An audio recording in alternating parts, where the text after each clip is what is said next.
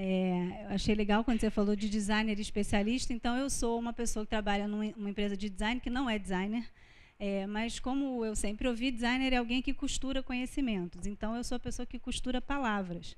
Né? Eu não costuro as imagens, mas costuro as palavras. E vim aqui hoje, então, falar um pouco de embalagem, e aí o lado simbólico das embalagens. Né? Então, o que eu acho mais legal que você estava contando, né, de caminhos, histórias, eu trouxe, então, essa frase do Guimarães Rosa, né, que o real não está na saída nem na chegada, ele está no meio da travessia. E acho que o legal é a gente pensar numa embalagem como algo que é uma travessia. Né? Ela começa em algum lugar e termina, infelizmente, muitas vezes num lugar não muito bacana, mas mágico, né, que a gente chama de lixo, ou não.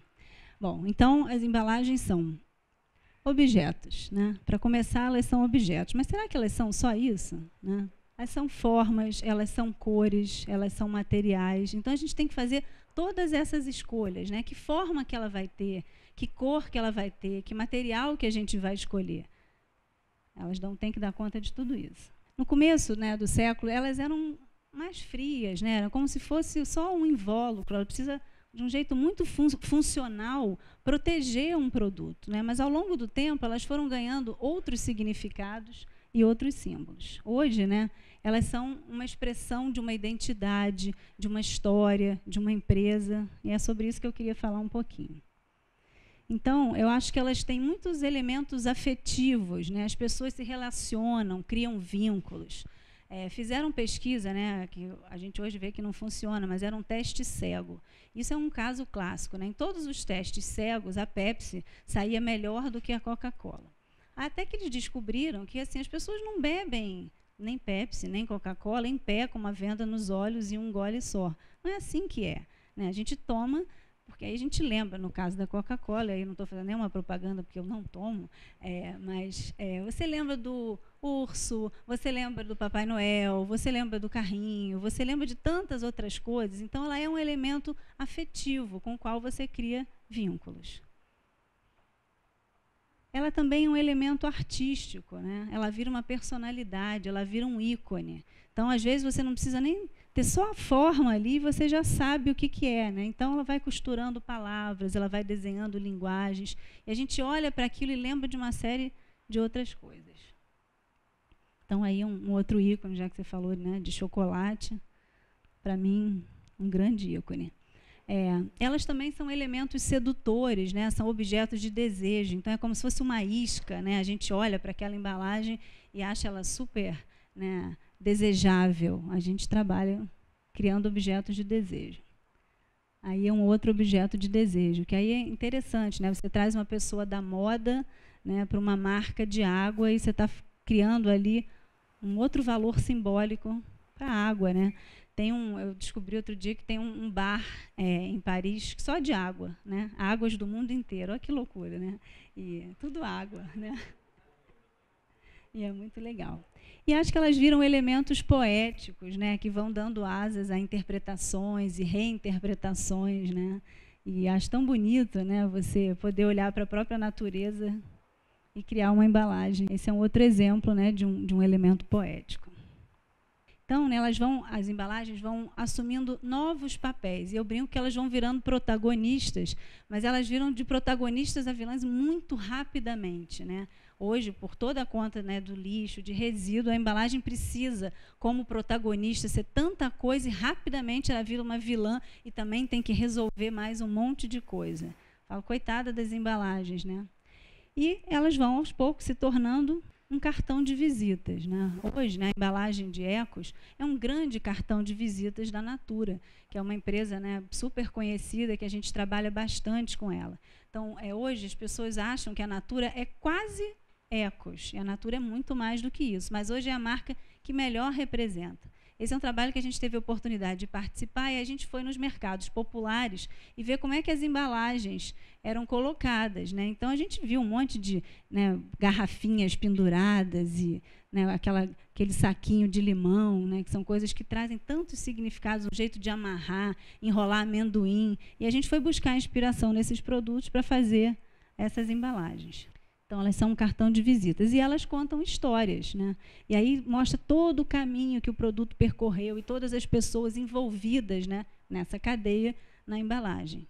Difícil é você ter espaço para contar essa história, né? E ela acaba virando um manifesto, né? Então, quando a gente olha aqui, será que é só um hidratante? Será que é só um shampoo? Será que não é um manifesto em nome de tanta coisa? Será que ele não fala de uma rede com tantas pessoas envolvidas, que a gente precisa fazer parte, né? Assim, no nosso caso, né, como consumidor, você faz a parte mais fácil, né, que é comprar e usar. Mas olha quanta gente que estava envolvida ali, né? Com isso, eu acho que as embalagens vão virando porta-vozes, né, de vários códigos, de uma categoria. Isso é muito engraçado. A cor prata, quando você está falando de alimento, a gente combinou que chama light, né? Não sei por quê. Quando você vai para um cartão de crédito, prata pode ser o elo maior da cadeia, né? Porque você é platinum, e aí já significa outra coisa. Mas as embalagens estão representando um código, uma categoria, aqui no caso, chamada refrigerante. Elas podem representar uma empresa. Isso tem um estudo muito bacana que fizeram, que imitavam as mulheres todas com eletrodos, e quando elas recebiam essa caixinha azul, elas ficavam todas emocionadíssimas, a caixa vazia, hein? Não tinha nada ainda, mas ela pode ter, né, um pedido de casamento, ela pode ter, né, pode marcar alguma coisa muito importante. Então, ela representa uma empresa, né? Ela pode representar um tempo. Eu achei legal trazer uma embalagem de uma não embalagem. Isso é uma loja em Londres chamada Unpacked, que ela mostra como se fosse uma embalagem, mas você compra o seu produto a granel. Mas o desenho, né, de onde os produtos estão simula uma embalagem. Ela pode representar um grupo de pessoas. Então, aqui eu trouxe o case da Method, né, que acho que ela transformou uma categoria chata, né, que é a categoria de limpeza, numa categoria muito mais afetiva, né? A nossa casa é um lugar que a gente gosta de estar, de receber os amigos, de proteger a família. E, de um modo geral, os produtos de limpeza pesada, eles são quase bélicos, né? Eles têm uma coisa assim, com arma, e tem o X, isso, o X, aquilo, e são personagens para você acabar com toda a sujeira. Aqui no Brasil, então, a gente adora, né? Quem tem filho pequeno, que lambe chão, a gente adora matar todos os germes. Então, tem uma coisa super bélica para uma categoria que deveria ser mais afetiva, porque, afinal de contas, a gente está cuidando da nossa casa. Elas também, embalagens, podem ser porta-vozes de uma cultura. Então, eu, como carioca, eu acho que a Havaianas é o maior símbolo, né, do carioca no mundo. Eu tenho várias, eu coleciono, e acho que é uma marca que se posicionou muito bem. Então, a embalagem dela representa, né, tudo que a Havaianas pode representar para as pessoas. E elas também são porta-vozes de uma origem, né? Então, a gente mostrar de onde veio aquele produto, de qual país, né, de qual cidade. Então, você trazer ali vários códigos de arte, né, de uma determinada região para a embalagem. Ou seja, você está querendo dizer que aquilo é muito importante. E hoje, então, falar um pouquinho dos desafios, né, das embalagens. Com as pessoas cada vez mais conscientes, pensando em pegada ecológica, a embalagem ela vira, né, então, de protagonista a vilã em muito tempo. Em alguns países que você paga pelo seu lixo, tem muita gente que opta por deixar a embalagem já no supermercado. Você deixa a embalagem, né, secundária ali e fica só com a embalagem primária. Então, hoje, quando você vai numa loja e você paga por um produto e ele vem embalado num papel e depois num laço, depois numa sacola, e depois, durante muito tempo, funcionou e a gente achava aquilo muito legal. Hoje eu já vejo pessoas falando, não precisa de tudo isso, né? Porque depois o que eu vou fazer com tudo isso, né? A minha mãe guardava fitas, guardava papéis, e eu achava aquilo super legal. Agora, né, a gente não faz mais tanto isso. Então, esse também é um exemplo bacana, né? A Natura tem essa linha chamada Todo Dia. E a gente precisava pensar no refil de todo dia. E a gente foi conversar com algumas pessoas o que é refil, né? Refil estava começando, as pessoas não entendiam ainda o que era. Será que eu quero ter um refil de um produto para o corpo, né? E a gente falou, bom, vamos tentar entender o que a pessoa considera um bom negócio. Porque quando a gente está pensando em refil, a gente está pensando em custo-benefício. Então, as frases eram muito engraçadas. Não, refil tem tem que sair direitinho, porque eu não posso deixar de aproveitar nenhum creminho. Aquele que a gente passa errado, cai no chão, a gente passa no pé, assim, né, para aproveitar tudo, né? Então, a gente entendeu que para ser considerado um refil, tinha que ter menos quantidade de material. E, na época, os refis da Natura, eles eram muito rígidos, então dava a impressão de que era o produto mesmo, ele não era um refil. E tinha que cortar com uma tesoura, e aí machucava a mão. Então, tinha um monte de coisas técnicas que ele não cumpria o papel de um refil. Depois disso, a gente não queria que a mágica do produto fosse interrompida. Então, a gente trouxe para o refil uma imagem do produto. Então, você via o produto ali representado e você tinha, né, todas as vantagens de um refil. Então, era fácil de cortar, né, você indicava, antes que cortava ele é mais molinho, então ele de fato parecia um refil. O outro tinha que passar a noite inteira de cabeça para baixo, igual leite condensado, que também você tem que aproveitar tudo, né? Bom, eu acho que tem que aproveitar tudo.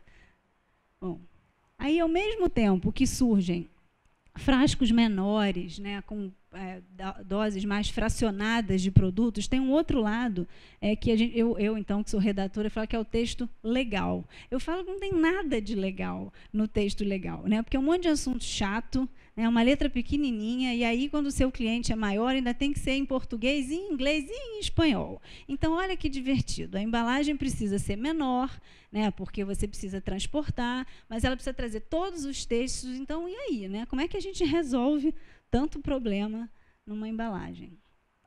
Em Ecos, a gente fez assim. A gente fez um rótulo que abre. E aí você pode, pelo menos, contar a história, né, do produto. Nem todo mundo entendeu o abre aqui, né? Você tem que botar maior, né, para as pessoas fazerem isso. Nem todo mundo faz, não é tão intuitivo. Mas a gente pensou, poxa, tanta história legal para contar e não pode contar porque tem o texto legal, porque a embalagem tem que ser menor e tal. Então, isso foi uma solução que a gente está aí vendo se funciona. Até agora tem funcionado. Além disso, a embalagem precisa garantir diferenciação, né, numa categoria. Então, aí esse é um outro trabalho que a gente fez, que hoje a gente cuida da conta Coca-Cola. Então, a gente não podia, né, nessa época a gente ainda não atendia, e esse é um produto que eu falei que é o único que a Coca-Cola ainda não comprou, né, porque todos os sucos, né, foram sendo comprados. Então, não sei se vocês lembram, tinha o Minute Maid, aí tinha o Mais, aí tinha o Del Valle. Aí virou Minute Maid mais Del Valle, e agora todo mundo virou Del Valle, e esse é um dos poucos, né, agora não, tem vários novos, né, mas na época era um dos poucos que não eram ainda, né, do mesmo grupo, né, da Coca-Cola, fazendo seu portfólio de sucos. E aí a gente teve uma ideia, falou, poxa, tão legal, né, a coisa da fruta, né? A gente é um país que tem fruta, né, aqui no pé, tudo tão próximo. Qual será o lugar numa grande cidade que a fruta está mais pertinho na nossa cabeça? Que a gente pensa assim, bom, aqui tem um feirante, deve ter um distribuidor, e ali tem alguém que plantou. E aí a gente trouxe esse código da caixinha da feira, né, para a embalagem. E aí a gente aprendeu algumas coisas, código da categoria. Tem que ter a fruta aberta, para a pessoa ter vontade, né, de tomar o suco. Tem que ter um molhadinho, para parecer que a fruta é fresca. E esses códigos, então, a gente manteve. E aí a gente quis, isso eles infelizmente não fizeram, que a gente queria que, além da fruta, tivesse o pezinho, para as nossas crianças não acharem que leite dá na caixinha, né? E que, sei lá, né, como é que a árvore de maracujá ela é diferente, né, da bananeira e tal, mas isso não deu certo. E a gente ia contar também a história da fruta. Outra coisa interessante, né, às vezes você cria um produto, eu então que trabalho com as letrinhas, você cria um nome super legal e o produto vai para outro país e aí naquele outro país aquele nome significa uma coisa horrível, né? Já aconteceu algumas vezes. Então, a gente também tem que levar símbolos que sejam de fácil compreensão para as pessoas em qualquer lugar do mundo, mas sem perder a identidade. Então, esse é um outro exemplo, né, que a gente falou. Bom, todo mundo sabe o que é o coração. Isso é um perfume para movimentar o amor. Ele foi feito para casais, né? Então, a gente pensou, poxa, as pessoas podiam reciclar o seu amor. A nossa hipótese, né, o que a gente estava estudando na época, é que a gente estava descartando as nossas relações, assim como a gente descartava os objetos. E a gente quis criar um símbolo de reciclar o amor, né? Você poder se reapaixonar pela mesma pessoa. Então, a gente optou por esse símbolo, que é um símbolo que acho que todo mundo ia conhecer, e por nomes absolutamente brasileiros. Então, é o amasso, o chamego, o xodó. Depois que as pessoas vissem esse símbolo, elas já iam entender, né? Porque parece que é o amor sendo reciclado. Aí a gente tinha uma oportunidade de contar uma história e aí falar o que é xodó, o que é chamego. Isso foi bem bacana. Bom, por fim, saber, né, que 85% das nossas decisões de compra são ali naquele momento, né?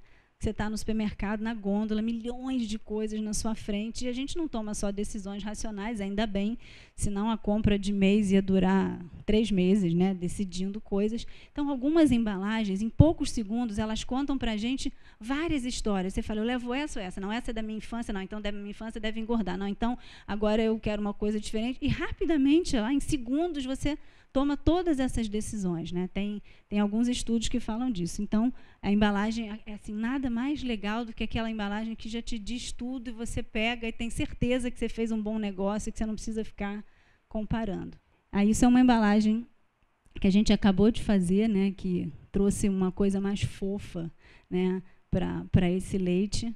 E a gente quis trazer esses códigos mais de casa, né? Dessa coisa xadrez, e essa vaquinha que a gente achou super charmosa, e ela parece que está apaixonada, né? Ela tem um olhinho de apaixonada, e a ideia era essa. Bom, então, o que a gente está vendo que da concepção até a reciclagem, a embalagem vai passando por um monte de gente. Então, ela passa, né, por um designer, ela passa por um estrategista, ela passa por um redator, ela passa pelo fornecedor, pelo produtor, tanta gente, né, ajudando a contar essa história. E eu falo que a gente tem que estar atento a algumas coisas. Então, a população está envelhecendo, os designers são jovens, né, os redatores descolados. Aí você faz uma embalagem que as pessoas não enxergam, né? Meu pai é comprar tudo errado sempre, porque ele não enxerga o que está ali. Então, a gente tem que pensar para quem a gente está fazendo aquela embalagem, quem compra, quem usa, né? Porque não adianta a gente pensar só na gente, né? Então, estou mostrando, né, todo o ambiente de um designer, né? Uma vez eu fiz uma brincadeira que era o PDV do PDV, que era o ponto de vista do ponto de venda. Tentar botar várias pessoas ali para eu entender que não adianta você ficar lá sentado no seu computador sem ver o que as pessoas na vida real estão fazendo. Aí eu falo que depois da gráfica, a fábrica para a gôndola e a gôndola para as mãos da Dona Maria. A Dona Maria, eu acho que representa muito bem isso que eu estou falando, um pouco de envelhecimento da população e como é que a gente faz muitas embalagens para a Dona Maria. Eu tenho um amigo muito querido que trabalhou na Nestlé e ele falava isso, né? A gente, aqui, na hora de pegar um trainee, né? A gente pergunta onde ele estudou, quantas línguas ele fala, e está tudo certo. Aí pergunta, você conhece a Dona Maria? Não conhece a Dona Maria. Então, vai ter que conhecer. Então, ia fazer pesquisa etnográfica para saber quem era a Dona Maria. Então, elas vão, nesse longo caminho, ganhando símbolos, né? Um pouco disso que eu queria falar. Como é que a embalagem vai ganhando significados, dependendo dos contextos, das pessoas, das histórias, dos seus repertórios, né? Então, algumas, né, vão sendo recicladas, vão sendo ressignificadas. Isso eu acho uma coisa bem legal, né? Cada vez mais isso está acontecendo. Lata de chá vira horta, garrafa de perfume vira vaso. E aí a gente vai guardando, acho que a gente tem afeto, né? Acho que a melhor forma de alguma coisa ser sustentável é a gente gostar dela, né? Que aí a gente vai guardando. E o que importa, então, né, que eu queria deixar aqui, que a embalagem, ela mexe com a imaginação de muita gente ao longo da sua história. E aí eu queria terminar com um vídeo. Not a Box, by Antoinette Portes. To children everywhere sitting in a cardboard box. Why are you sitting in a box? It's not a box. What are you doing on top of that box?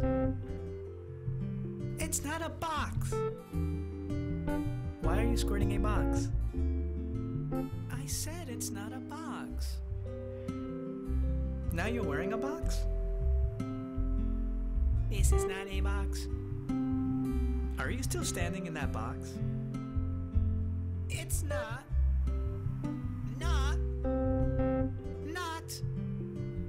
a box.